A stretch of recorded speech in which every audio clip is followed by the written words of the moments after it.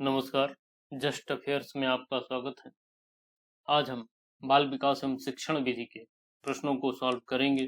उनको सॉल्व करने में हम विश्लेषणात्मक विधि से ही सॉल्व करेंगे, जिससे हमारे सभी टीचिंग एग्जाम में क्वेश्चनों को सॉल्व करने और एग्जाम को क्रैक करने में काफी मदद मिलेगी।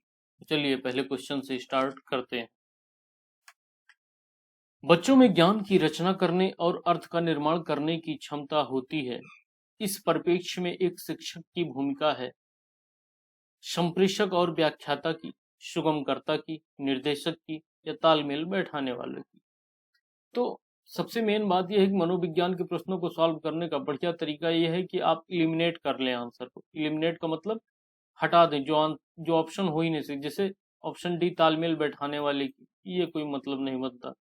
निर्देशक की थोड़ा बहुत हाँ हो सकता है, सुगमकर्ता की हो सकता है, संप्रेषक एवं व्याख्याता की। अब हमको पहले ये समझना होगा, मान लो बच्चों में ज्ञान की रचना करनी है, अर्थ का निर्माण करनी, तो ये तो क्वेश्चन कह रहा है खुद ही कर लेंगे।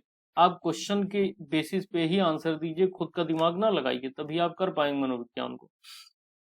अब जब बच्चा सब खुद ही कर ले रहा है तो शिक्षक की भूमिका क्या है, इसी को आपको समझना है।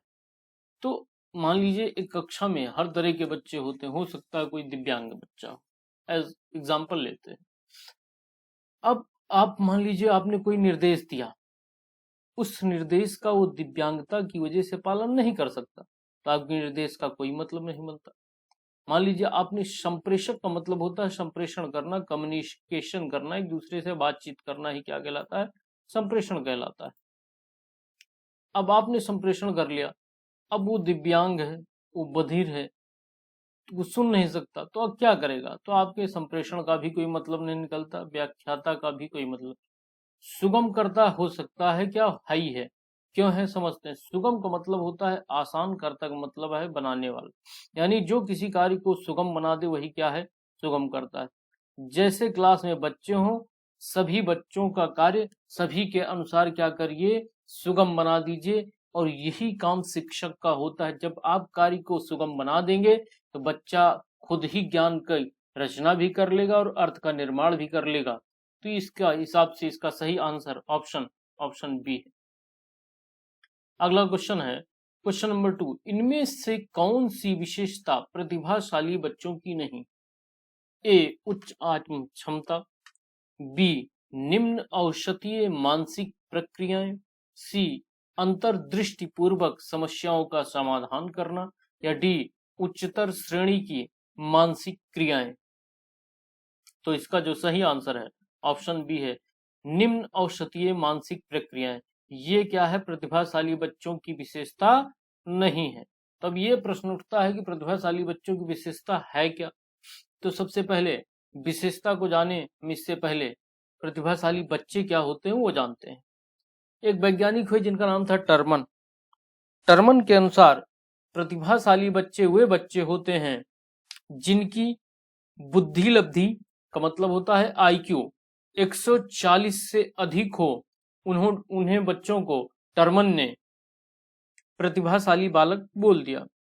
बुद्धि लब्धि क्या होता है, बुद्धि लब्धि का सूत्र होता है, एग्जाम में पूछ लेते हैं, मानसिक आयु बटे वास्तविक आयु गुणे 100, यही होता है बुद्धि लब्धि का सूत्र। तो अब हम टॉपिक पे आते हैं, प्रतिभाशाली बच्चों की विशेषता है क्या। कोई भी पाठ को आसानी से सीख लेते हैं जो प्रतिभाशाली बच्चे होते हैं, विशेषता नंबर 1। उच्च आत्म क्षमता होती है, विशेषता नंबर 2। अपने साथियों की तुलना में अधिक ज्ञान ग्रहण करने की क्षमता होती है, विशेषता नंबर 3। सकारात्मक आत्मविश्वास, यानी हमेशा पॉजिटिव रहने वाले इंसान होते हैं, नकारात्मक नहीं सोचते कि मैं फेल हो जाऊंगा या चोट लग जाएगी, जो भी। उसके बाद नंबर 4 है जोखिम उठाने की क्षमता।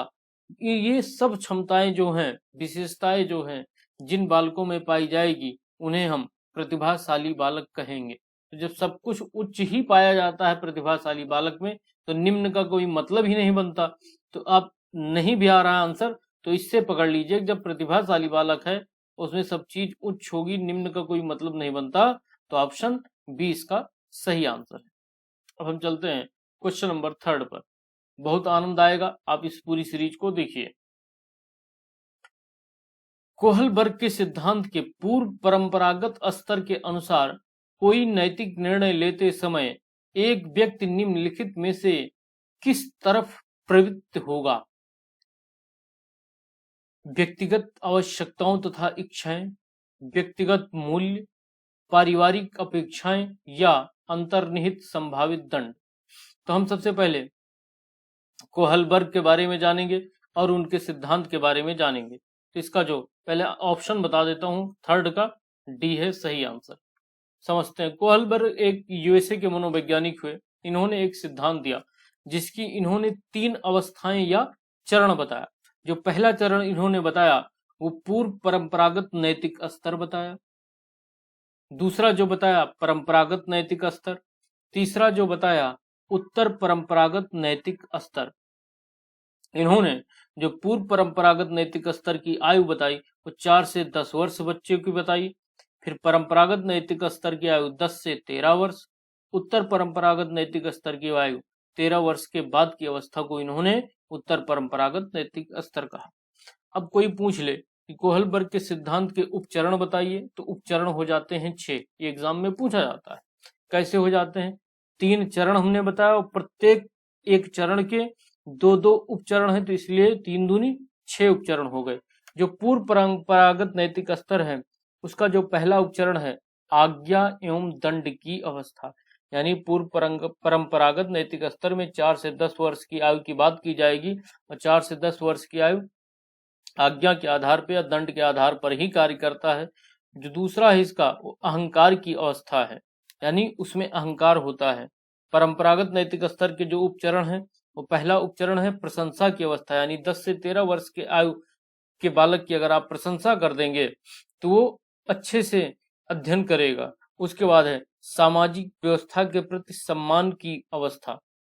जो भी सामाजिक व्यवस्थाएं हैं, त्योहार हैं, आपके खेल हैं, इसके सबके प्रति उसके अंदर सम्मान की अवस्था आ जाती है, उसके प्रति ये सम्मान दिखाने लगता है। और फिर जब उत्तर परंपरागत नैतिक स्तर की बात करते हैं हम 13 वर्ष के बाद वाली अवस्था की, तो इसके भी 2 उपचरण हैं। पहला क्या है समाज से संबंध, दूसरा क्या है सार्वभौमिक संबंध, यानी 13 वर्ष के बाद बालक में सामाजिक संबंध स्थापित करने की क्षमता हो जाती है। तो प्रत्येक चरण के 2-2 उपचरण हो गए, इसीलिए 6 उपचरण तथा 3 चरण हो गए। और ये पूछ क्या रहा है? पूर्व परंपरागत स्तर के बारे में पूछ रहा है। हमने अभी ही बताया कि पूर्व परंपरागत नैतिक स्तर के 2 चरण है, एक आज्ञा एवं दंड और दूसरा अहंकार। अहंकार इसमें कहीं है नहीं, तो इसमें क्या हो जाएगा इसका अंतर्निहित संभावित दंड, यानी बालक को कोई कार्य कराना है तो 4 से 10 वर्ष में आप उसको दंड दे सकते हैं। अगले पर हम आते हैं। क्वेश्चन नंबर 4, शिक्षार्थियों की व्यक्तिक विभिन्नताओं के संदर्भ में शिक्षकों को चाहिए। सबसे पहले हम ये जो यूनिफॉक्स कुलगुरु फॉर टीचिंग एग्जाम है साकेत, ये उनका मोबाइल नंबर है, हमारा नहीं है। उनको मैं थैंक यू बोल दूं भाई, नहीं तो कॉपीराइट का कोई इशू बन जाए। हमने उनका कंटेंट लिया है और उसको एक्सप्लेन हम कर रहे हैं, इन्होंने उसको एक्सप्लेन नहीं किया है। चलिए क्वेश्चन नंबर 4, शिक्षार्थियों का मतलब अधिगम करता। अधिगम का मतलब पढ़ना सीखना, कुछ भी अधिगम कहलाता है मनोविज्ञान भाषा में। अधिगम करता का मतलब जो सीख रहा है उसे अधिगम करता कह देंगे। कि वैयक्तिक विभिन्नताओं के संदर्भ में शिक्षकों को चाहिए। मान लीजिए जो अधिगम करता है उनमें वैयक्तिक विभिन्नताएं होंगी, अलग अलग टाइप के अधिगम करता होंगे। सभी अधिगमकर्ताओं में व्यक्तिगत विभिन्नताएं पाई जाएंगी, ये सत्य है। अब उसमें शिक्षक तो एक ही होगा लेकिन अधिगमकर्ता कई होंगे, तो शिक्षक को क्या करना चाहिए यही आपको बताना है। ए, निगमनात्मक पद्धति के आधार पर समस्याओं का समाधान करना। फिर है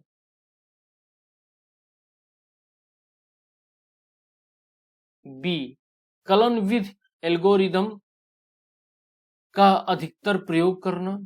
सी, याद करने के लिए शिक्षार्थियों को तथ्य उपलब्ध कराना। या डी, विविध प्रकार की अधिगम परिस्थितियों को उपलब्ध कराना। अब इसको हमने अभी ही आपको समझाया कि इस तरह के प्रश्न को हमेशा मनोविज्ञान में क्या करिए, इलिमिनेशन लगाइए। थोड़ा दिमाग लगाएंगे तो आप क्वेश्चन को कर लेंगे। यहाँ पर प्रश्न समझते हैं, जो मेन होता है इसमें प्रश्न समझना होता है। अधिगमकर्ता यानी जो सीख रहा है। व्यक्तिक विभिन्नताएं यानी जब विभिन्नताओं की बात हो जा रही तो पर्सन कई है। अब उसमें शिक्षक क्या करेगा, विभिन्न अधिगमकर्ताओं के लिए शिक्षक क्या करेगा, क्या निगमनात्मक पद्धति के आधार पर समस्याओं का समाधान करेगा। निगमनात्मक पद्धति थोड़ा समझा देता हूं। एक विधि थी निगमन विधि, जिसके जनक थे अरस्तु। ये नियम से उदाहरण की ओर चलती थी, यानी आप पहले नियम बताइए फिर उसका उदाहरण बताइए। जैसे आप बता दीजिए कि आप 2 पेड़ और 2 पेड़ इन दोनों को जोड़ोगे तो क्या हो जाएंगे, 4 पेड़ हो जाएंगे। अब इसके आप उदाहरण रखने लगिए कि ये बेटा 2 टॉफी हैं, 2 टॉफी सुरेश के पास हैं, 2 टॉफी रमेश के पास हैं और सारी टॉफी को मुकेश ले लेता है तो कितनी टॉफी हो गई, तो 4 टॉफी हो गई। यानी नियम से आपने उदाहरण की ओर उसको ढकेल दिया। अब मेन जो बात आती है वो ये आती है कि ये तो सभी के लिए व्यक्तिगत विभिन्नताएं हैं, तो सभी के लिए तो ये हो नहीं सकता, क्योंकि नियम से उदाहरण हो सकता है 2 के ऊपर काम कर जाए, 3 के ऊपर काम कर जाए, 4, लेकिन पूरी क्लास के ऊपर नहीं काम कर सकता। और शिक्षक को किसे करना है, पूरी क्लास को पढ़ाना है। चलिए हम ऑप्शन बी को देखते हैं। कलन विधि एल्गोरिदम का अधिकतर प्रयोग करना। अब कलन विधि एल्गोरिदम का अधिकतर प्रयोग करना, कलन विधि एल्गोरिदम एक शिक्षण की पद्धति है। क्या एक शिक्षण की पद्धति से आप पूरी क्लास को अच्छी शिक्षा दे सकते हैं, सर्वांगीण विकास कर सकते हैं? नहीं कर सकते। चलिए सी को देखते हैं। याद करने के लिए शिक्षार्थियों को तथ्य उपलब्ध कराना। देखते हैं। अब मान लीजिए आपने शिक्षार्थियों को सभी को एक तथ्य दे दिया, पीडीएफ में एक प्रिंट आउट दे दिया, बोला कि सभी बच्चे याद करके आएंगे। अब कुछ बच्चे तो याद कर लेंगे लेकिन कुछ को समझ में ही नहीं आएगा, तब भी शिक्षा का सर्वांगीण विकास नहीं हो पाएगा। अब हम आते हैं ऑप्शन डी पर, विविध प्रकार की अधिगम परिस्थितियों को उपलब्ध कराना। जी हाँ, यही होगा। जब अधिगमकर्ताओं में विभिन्न प्रकार की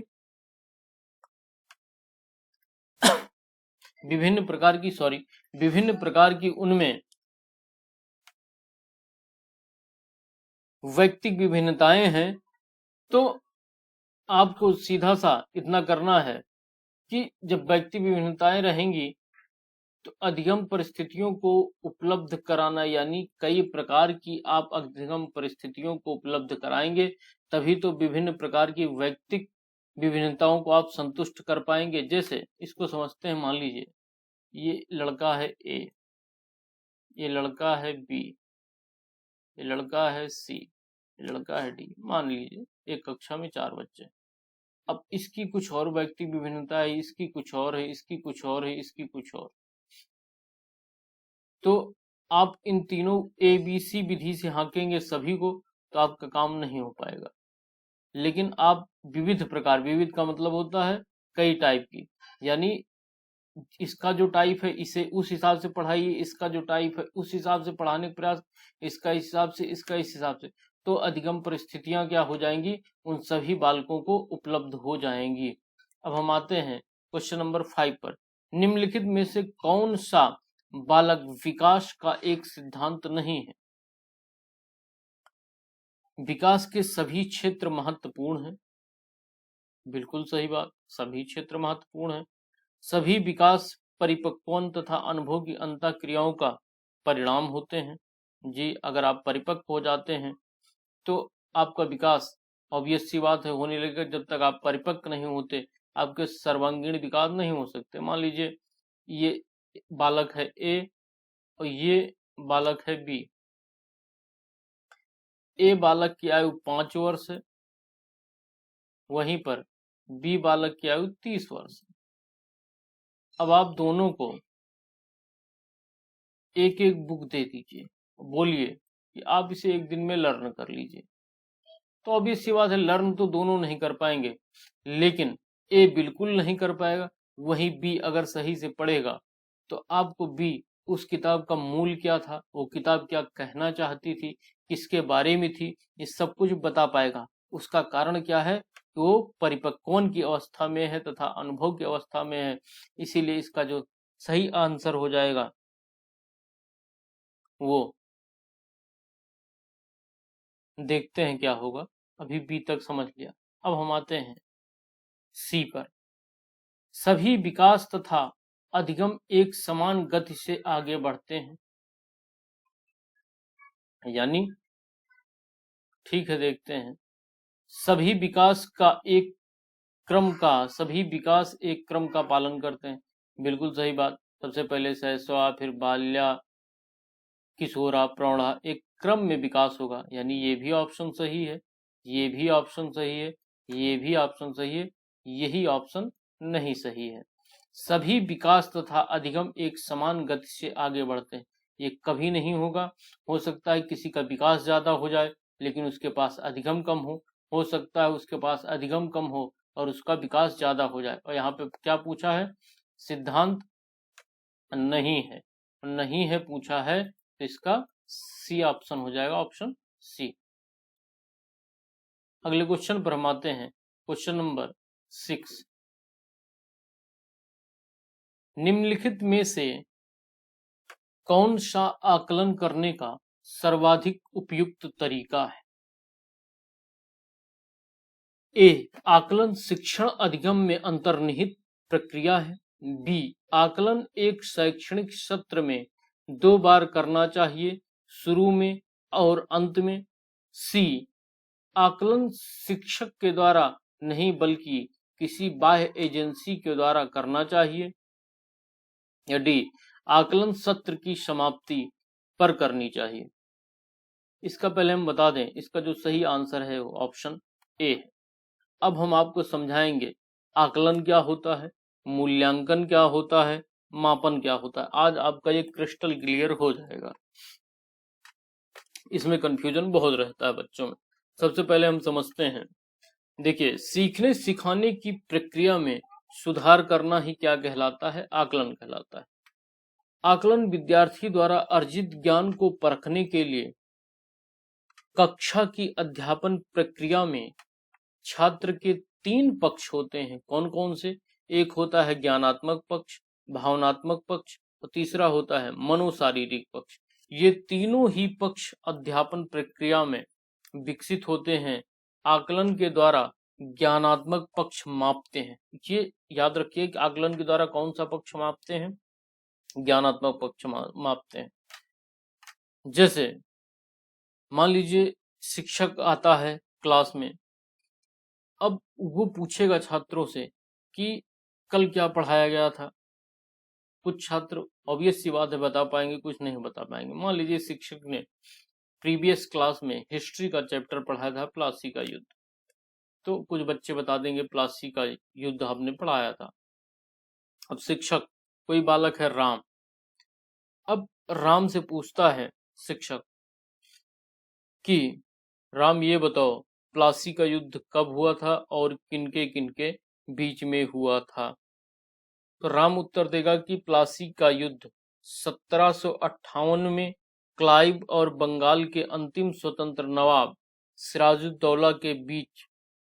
अब अध्यापक समझ जाएगा कि राम को सन याद करने में दिक्कत है, क्योंकि यह युद्ध 1757 में हुआ था, ना कि 1758 में। परंतु राम ने नाम सही बताया, जो कि क्लाइव और सिराजुद्दौला के बीच में ही हुआ था।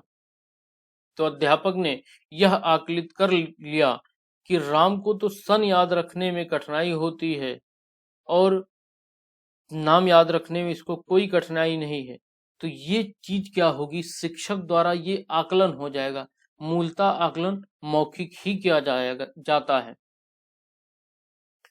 अब वहीं पर जब शिक्षक मान लो एग्जाम लेता है कोई और एग्जाम में प्रश्न पूछता है और उस प्रश्न का 57 की बजाय उत्तर 58 लिख के चलाएगा और शिक्षक उसे 0 अंक दे देगा। जब अंक दिया जाएगा तो वो क्या कहलाएगा? मूल्यांकन कहलाएगा। मापन क्या होता है? मान लो राम से अध्यापक ने पूछा आपकी लंबाई कितनी है, तो राम ने कहा कि सर मैं 6 फीट का हूं। तो 6 फीट क्या हो गया? मापन हो गया। यानी मापन लंबाई चौड़ाई ऊंचाई की बात होती है। मूल्यांकन जब कक्ष में छात्रों का टेस्ट के द्वारा, एग्जाम के द्वारा अंकों के आधार पर गणना की जाए या मूल्यांकन किया जाए तो उस पद्धति को मूल्यांकन कहते हैं। जब मौखिक ही पूछकर और उसके सेंस ऑफ ह्यूमर को आंका जाए तो उसे क्या कहेंगे? आकलन विधि कहेंगे। तो इसका इसीलिए जो आंसर हो जाएगा वो 6 का ए हो जाएगा। आकलन शिक्षण अधिगम में अंतर्निहित होता है।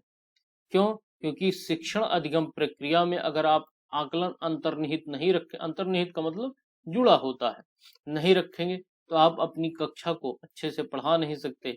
आप ये आकलित नहीं कर पाएंगे कि आपकी कक्षा किस दिशा में जा रही है और आपको किस पक्ष में ज्यादा ध्यान देने की जरूरत है। तो अब हम आते हैं क्वेश्चन नंबर 7 पर। निम्नलिखित में से कौन सा सृजनात्मकता से संबंधित है? अभिसारी चिंतन, सामवैगिक चिंतन, अहनवादी चिंतन या अपसारी चिंतन? तो इसका जो सही आंसर है ऑप्शन डी है, अपसारी चिंतन। समझाता हूं अपसारी चिंतन क्या है। अपसारी और अभिसारी चिंतन में कंफ्यूजन बहुत रहता है। आज के बाद ये कंफ्यूजन आपका पूरे जीवन के लिए खत्म हो जाएगा। सबसे पहले हम अपसारी चिंतन की बात करते हैं। जब कोई व्यक्ति समस्या समाधान हेतु अपनी कल्पना शक्ति एवं सृजनात्मकता का प्रयोग करता है। सृजनात्मकता का मतलब होता है नई वस्तु की रचना करने की योग्यता ही सृजनात्मकता कहलाती है। यानी जब कोई व्यक्ति समस्या समाधान हेतु अपनी कल्पना शक्ति एवं सृजनात्मकता का प्रयोग करता है, उस समस्या समाधान के रूप में एक से अधिक हल मिलते हैं। इस प्रकार का जो चिंतन होता है वो अपसारी चिंतन कहलाता है। जैसे मान लीजिए कोई अध्यापक है और अध्यापक ने अपने कक्षा कक्ष में छात्रों से पूछा कि यदि आपके पंख होता तो आप क्या करते? तो उसमें से कुछ बालक तुरंत अपनी सृजनात्मकता क्षमता और कल्पना शक्ति के आधार पर क्या कहेंगे कि मैं पूरी दुनिया में उड़ता। कोई कहता कि मेरा दोस्त है वो विदेश में पढ़ता है तो मैं उड़ के उसके पास विदेश जाता। उसी में कोई बच्चा कहता कि मैं पैदल चलने के बजाय उड़कर कक्षा से छुट्टी मिलती तो मैं अपने घर जाता, मैं उड़कर अपने बगीचे जाता, उड़कर अपने रिश्तेदारों के यहाँ जाता। सबके अलग अलग पॉइंट ऑफ व्यू होंगे। तो जब किसी चिंतन के एक से अधिक हल निकले तो उसे क्या कहते हैं? अपसारी चिंतन कहते हैं। और वहीं पर अभिसारी चिंतन का अर्थ होता है जब समस्या का सिर्फ एक ही हल हो तो उसे अभिसारी चिंतन कहते हैं। जैसे उत्तर प्रदेश की राजधानी क्या है? तब उत्तर प्रदेश की राजधानी तो लखनऊ ही होगी।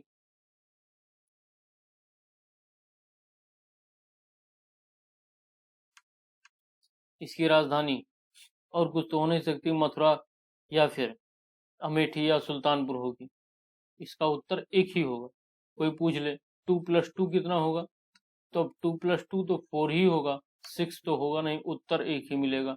3+3 कितना होगा, तो 3+3 6 ही होगा। ये नहीं कि आप अमेरिका में हैं तो इसका उत्तर 9 हो जाएगा, ब्रिटेन में है तो 2 हो जाएगा। यानी जो अभिसारी चिंतन होता है उसके हल के रूप में हमें एक ही उत्तर मिलता है, और जो अपसारी चिंतन होता है उसके हमें हल के रूप में अत्यधिक उत्तर मिलते हैं। क्यों? क्योंकि इसमें बालक अपनी कल्पनाओं के आधार पर, सृजनात्मकता के आधार पर उत्तर देता है। और इसने क्या पूछा है? सृजनात्मकता से संबंधित। तो सृजनात्मकता से संबंधित अपसारी चिंतन हो जाएगा। क्वेश्चन नंबर 8, बच्चों के बारे में निम्नलिखित कथनों में से किस कथन से वाइगोत्स्की सहमत है? तो इसका जो सही ऑप्शन है ऑप्शन डी इसका सही आंसर है। अब वाइगोत्स्की के बारे में थोड़ा सा समझाते हैं, उसके बाद हम सभी ऑप्शन को देखेंगे।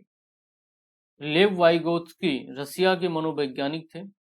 इन्होंने सामाजिक संस्कृत सिद्धांत दिया। वाइगोत्स्की के अनुसार बच्चों का विकास समाज के आधार पर होता है। यानी वाइगोत्स्की कहता है कि जो बच्चे होते हैं वो अपने समाज से सीखते हुए अपनी अवस्थाओं में अपना विकास करते रहते हैं। वहीं पर एक वैज्ञानिक हुए प्याजे, उनका मानना था कि बच्चे का विकास उम्र के आधार पर होता है, समाज के आधार पर नहीं। तो हमें यहाँ पर किसके बारे में बताया गया है? वाइगोत्स्की के बारे में। और वाइगोत्स्की के हिसाब से सामाजिक अंतःक्रियाएं इसी ऑप्शन में मिलती हैं के माध्यम से सीखता है, इसीलिए इसका जो सही आंसर हो जाएगा वो ए हो जाएगा। आप कहीं भी कभी भी आए आंसर वाइगोत्स्की रहे तो आपको तुरंत क्या ढूंढना है, समाज शब्द ढूंढना है और उसी को आंसर लगा देना है। मनोवैज्ञानिक कहाँ के थे, रसिया के थे। इसको भी पूछता है, रसिया और रूस जहां भी लिखा रहे दोनों एक ही देश के नाम होते हैं। ए बच्चे तब सीखते हैं जब उनके लिए आकर्षक पुरस्कार निर्धारित करता है, पुरस्कार की बात नहीं की थी। बच्चों के चिंतन को तब समझा जा सकता है जब प्रयोगशालाओं में पशुओं पर प्रयोग किया जाए, ये भी नहीं कहा था वाइगोत्स्की ने। बच्चे जन्म से शैतान होते हैं, उन्हें दंड देकर नियंत्रित किया जाना चाहिए। बच्चे को कभी भी दंड की जैसे बात कर दे उस ऑप्शन को तुरंत ही हटा देना, वो चाहे जहां भी पूछे। और इसमें क्या कहता है, बच्चे समवयस्कों और वयस्कों के साथ सामाजिक क्रियाओं के माध्यम से सीखते हैं। बिल्कुल, क्योंकि वाइगोत्स्की सामाजिक क्रियाओं को अत्यधिक बल देता है सीखने में। क्वेश्चन नंबर 9, बच्चे ए चिंतन में वयस्कों की भांति होते हैं और ज्यों-ज्यों वे बड़े होते हैं उनके चिंतन में गुणात्मक वृद्धि होती है। बी खाली बर्तन के समान होते हैं जिसमें बड़ों के द्वारा दिया गया ज्ञान भरा जाता है। सी निष्क्रिय जीव होते हैं जो प्रदत्त सूचना को ज्यों की त्यों प्रतिलिपि के रूप में प्रस्तुत कर देते हैं। या डी जिज्ञासु प्राणी होते हैं जो अपने चारों ओर के जगत को खोजने के लिए अपने ही तर्कों और क्षमताओं का प्रयोग करते हैं। तो मुझे लगता है ये तो कोई भी कर सकता है, ऑप्शन डी, क्योंकि आप जानते हैं बच्चे जिज्ञासु होते हैं, वो देखेगा तो डैडी ये क्या है, उसके अंदर इतनी जिज्ञासा होती है कि वो सभी चीज के प्रश्न का उत्तर जानना चाहता है। उसके मन में बहुत सारे विचार चलते रहते हैं और वो अपने माता पिता या दादा दादी से उन प्रश्नों के उत्तर जानना चाहता है। जब तक वो नहीं जान लेता वो शांत नहीं बैठता है। तो इसीलिए इसका जो सही आंसर हो जाएगा वो ऑप्शन डी हो जाएगा। वो अपने चारों ओर के जगत का मतलब होता है संसार को खोजने के लिए अपने ही तर्कों और क्षमताओं का उपयोग करते रहते हैं। अब क्वेश्चन नंबर डी, बच्चों की त्रुटियों के बारे में निम्नलिखित में से कौन सा कथन सत्य है? बच्चों की त्रुटियां उनके सीखने की प्रक्रिया का अंग हैं। बच्चे तब त्रुटियां करते हैं जब शिक्षक सौम्य हो और उन्हें त्रुटियां करने पर दंड न देते हो। ये तो कोई मतलब नहीं हुआ। क्या बच्चे त्रुटियां तभी करेंगे जब शिक्षक सौम्य होगा और वो दंड नहीं देगा तो बच्चे त्रुटियां करेंगे? ये तो कोई मतलब नहीं, इसको हटा दो। सौम्य का मतलब प्यारा, शांत।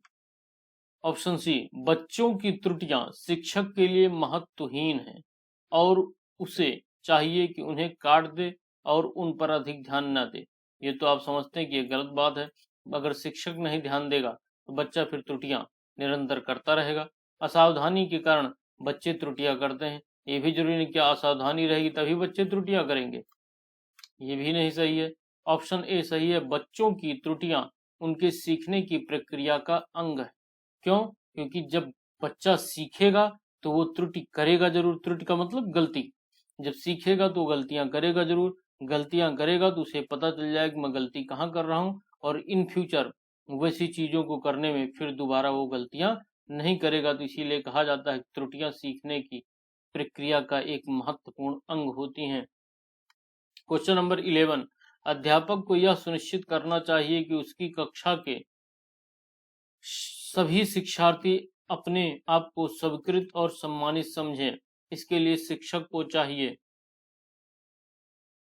कि वह वंचित पृष्ठभूमि से आने वाले बच्चों का तिरस्कार करे ताकि वे अनुभव करें कि उन्हें अधिक कठोर परिश्रम करना है। ये तो गलत है। आप बच्चे का तिरस्कार नहीं कर सकते, चाहे वो वंचित पृष्ठभूमि से आए चाहे संपन्न पृष्ठभूमि से आए। बी उन शिक्षार्थियों का पता लगाए जो अच्छी अंग्रेजी बोल सकते हों और संपन्न घरों से हों तथा उन्हें आदर्श के रूप में प्रस्तुत करें। यदि आप अच्छी अंग्रेजी और संपन्न घरों से बच्चों को आदर्श के रूप में प्रस्तुत करेंगे तो बाकी बच्चों के मन में एक ख्याल आएगा कि पहले हम अपने घर को संपन्न करें और अंग्रेजी बोलना सीखें, तब हम अच्छे अधिगम कर सकते हैं। तो उनका विकास कभी नहीं हो पाएगा। इसलिए ये भी ऑप्शन गलत हो जाएगा। ऑप्शन सी, अपने शिक्षार्थियों की सामाजिक और सांस्कृतिक पृष्ठभूमि की जानकारी प्राप्त करें और कक्षा में विविध मदों को प्रोत्साहित करें। हो सकता है देखते हैं कड़े नियम बनाएं और बच्चे उनका पालन ना करें तो दंड दें। बच्चे को दंड देना जैसे ही ऑप्शन मिल जाए वैसे ही गलत हो जाएगा, और कड़े नियम आप बना देंगे, दंड देने लगेंगे, तो कभी बच्चे का सर्वांगीण विकास हो ही नहीं पाएगा। तो वैसे ही ए कट गया, बी कट गया, डी कट गया, तो इसका जो सही उत्तर वैसे ही हो गया, सी हो गया। अब इसको थोड़ा सा हम समझ लेते हैं। अपने शिक्षार्थियों की सामाजिक और सांस्कृतिक पृष्ठभूमि की जानकारी प्राप्त करें और कक्षा में विविध मतों को प्रोत्साहित करें। मान लीजिए शिक्षार्थियों को मतलब स्टूडेंट का, अब उसकी सामाजिक और सांस्कृतिक पृष्ठभूमि, मान लीजिए कोई बालक है वो आदिवासी क्षेत्र से आता है या अत्यधिक पिछड़े क्षेत्र से आता है, तो उसकी संस्कृति अलग होगी। आप उस बालक का पता लगाएं कि ये किस क्षेत्र से आता है, इसके माता पिता कैसे हैं, और उनके विविध मतों को प्रोत्साहित करें। आप कह सकते हैं कि नहीं, आपका भी समाज में एक स्थान है, आपके भी सोशल का, आपके भी संस्कृत का महत्व रखा जाता है, तभी हम आपको सबके साथ शिक्षा दे रहे हैं। कुल मिला के टीचर को बच्चे को मोटिवेट करना है कि वो सामाजिक या सांस्कृतिक रूप से पिछड़ा नहीं है, वो उनके जैसा शिक्षण करने के लिए तत्पर है जैसे और बच्चे कर रहे हैं। तो इसका जो सही ऑप्शन हो जाएगा आंसर सी हो गया। अब हम क्वेश्चन नंबर 12 पे आते हैं। सुरेश सामान्य रूप से एक शांत कमरे में अकेले पढ़ना चाहता है, जबकि मदन एक समूह में अपने मित्रों के साथ पढ़ना चाहता है। यह उनके डैश डैश में विभिन्नता के कारण है। अब यहाँ पर आपको भरना है कि इसका सही क्या होगा। ए अधिक्षमता, अधिक्षमता तो कभी नहीं होगा। क्या अधिक्षमता होगी तभी वो अंदर पढ़ेगा और वो कमरे से बाहर पढ़ेगा? नहीं। अधिगम शैली हो सकता है, परावर्तकता का स्तर, मूल्यों, मूल्यों कोई मतलब नहीं बनता, परावर्तकता स्तर का भी कोई मतलब नहीं बनता। क्या परावर्तकता स्तर होगी तभी बच्चा अंदर पढ़ेगा या रूम के बाहर पढ़ेगा? अधिगम शैली, जी इसका जो सही ऑप्शन है ऑप्शन बी अधिगम शैली। यानी कुछ बालकों की अधिगम शैली होती है कि वह एकदम शांत में पढ़ना चाहते हैं, जबकि वही कुछ बालक होते हैं कि वो क्या चाहते हैं, ग्रुप में बैठकर उनको पढ़ने में आनंद आता है। ऐसे बालक आपको मूलतः लाइब्रेरी में एकांत में पढ़ने को मिल जाएंगे, और ये बालक ग्रुप स्टडी करके पढ़ते हैं। तो इसलिए जो इसका सही आंसर होगा वो अधिगम शैली है। क्यों? क्योंकि इन बालकों की सुरेश और दूसरा मदन, इनकी अधिगम शैली में विभिन्नताएं है, इसीलिए अलग अलग तरीके से पढ़ना चाहते हैं। क्वेश्चन नंबर 13, भारत में भाषिक विभिन्नता बहुत है। इस संदर्भ में विशेषकर कक्षा 1 और 2 के प्राथमिक स्तर पर बहुभाषिक कक्षाओं के बारे में सर्वथा उपयुक्त कथन है। प्रश्न ये कहता है कि भारत में भाषिक विभिन्नता, विभिन्नता का मतलब कई सारे रूप, भाषिक विभिन्नता है, बिल्कुल है। इस संदर्भ में विशेषकर कक्षा 1 और 2 के प्राथमिक स्तर पर बहुभाषिक कक्षाओं में के बारे में सर्वथा उपयुक्त कथन है। तो इसका हम देखते हैं, क्या ए है, विद्यालय में उन्हीं बच्चों को प्रवेश दिया जाए जिनकी मातृभाषा वही हो जो शिक्षा के लिए अपनाई जा रही हो। ये तो नहीं हो सकता। क्यों नहीं हो सकता? भाई विद्यालय में उन्हीं बच्चों को प्रवेश देंगे आप जिनकी मातृभाषा वही है जो शिक्षा के लिए अपनाई जा रही है, तो फिर और बच्चों का क्या होगा? मान लीजिए कोई मिलिट्री का जवान है, आर्मी का है, अब उसकी ड्यूटी लग जाती है असम में। अब ऑब्वियस सी बात है कि मान लीजिए वो उत्तर प्रदेश का निवासी है, उत्तर प्रदेश का व्यक्ति अगर अगर असम में जाता है, उसकी फैमिली भी उसके साथ है, तो असम में ही पढ़ेगा, वो उत्तर प्रदेश तो पढ़ने आएगा नहीं। अब जब कक्षा 1 या 2 का बालक होगा तो उसे उसकी मातृभाषा में ही पढ़ाया जाएगा, तो आप क्या उसे प्रवेश नहीं देंगे? बिल्कुल देंगे। तो वो क्या करेगा, वो असमिया भी सीख लेगा और धीरे धीरे अधिगम को अपने बढ़ा लेगा। जब प्राथमिक स्तर से ऊपर जाएगा वो, तो इसलिए इसका जो ऑप्शन ए है वो नहीं होगा। ऑप्शन बी पर आते हैं।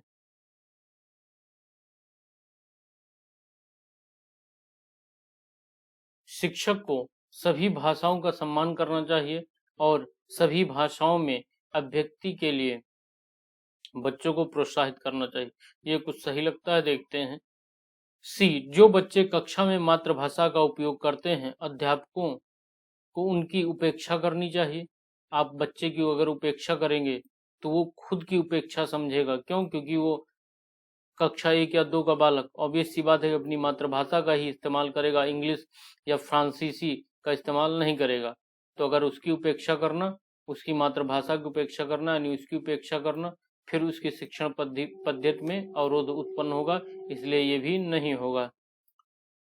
अब हम आते हैं ऑप्शन डी पर। शिक्षार्थियों को अपनी मातृभाषा या स्थानीय भाषा का प्रयोग करने पर दंडित किया जाए, ये भी नहीं होगा। आप कोई भी शिक्षार्थी है कक्षा 1 या 2 का, तो अपनी मातृभाषा का ही इस्तेमाल करेगा, स्थानीय भाषा का ही, और उसके लिए आप उसे दंडित करेंगे तो कभी विद्यालय जाएगा ही नहीं।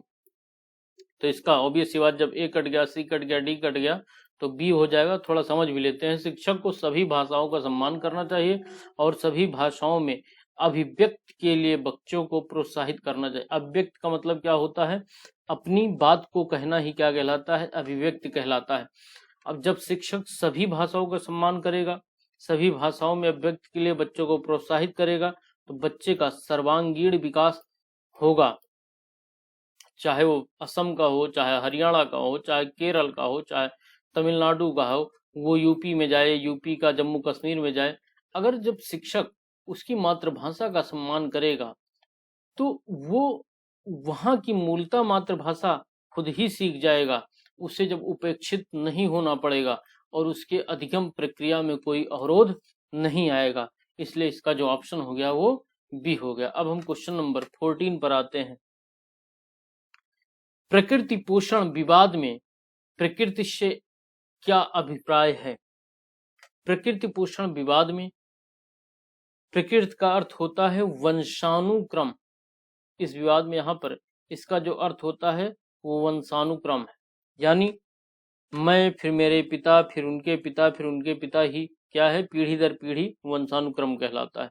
अब पोषण की बात होती है, पोषण का अर्थ होता है उनका रहन सहन कैसा था, उनका आस पड़ोस कैसा था, वो कहलाता है इस विवाद में पोषण। तो यहाँ पूछा क्या है? प्रकृति का अर्थ पूछा, प्रकृति का अर्थ जैविक विशेषताएं या वंशानुक्रम सूचनाएं। इसका जो ऑप्शन हो जाएगा वो ए सही हो जाएगा।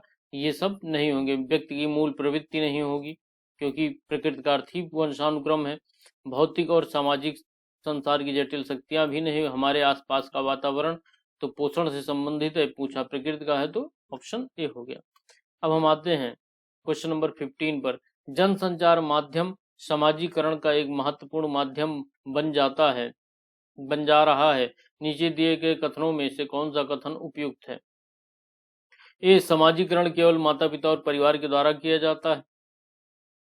जनसंचार माध्यमों की पहुंच बहुत बढ़ रही है और जनसंचार माध्यम आवृत्तियों और मूल्यों और विश्वासों को प्रभावित करता है।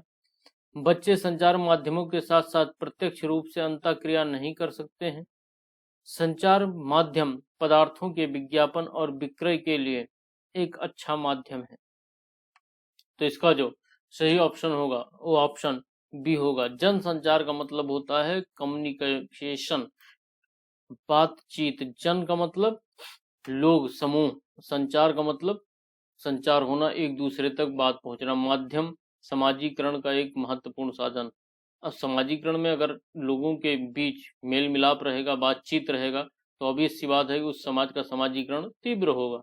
तो इसलिए इसका जो सही ऑप्शन हो गया बी हो गया, क्योंकि जन संचार माध्यमों की पहुंच बहुत बढ़ रही।